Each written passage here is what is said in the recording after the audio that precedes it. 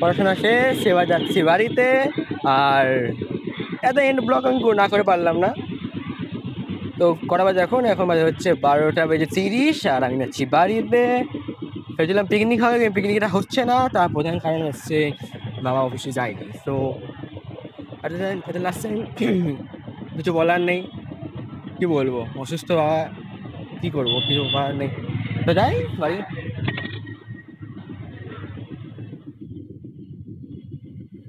চলছে এখানে, দেখলাম যে শুটিং চলছে, কোনো ব্যাপার না। আমরা শুটিং করছিলাম, ব্লগ প্ল্যানিং চলছে এখানে। বস্তির লোকেরা মেলেছে শ্রীরামপুর, এখানে কি স্বাস্থ্য কেন্দ্র। আমাদের ব্লগ কিন্তু চলছে। আমি একদিন রাস্তা দেখাচ্ছি না, রাস্তা দেখানোর কোনো ইচ্ছা নেই, দেখাচ্ছি পরিবেশটা।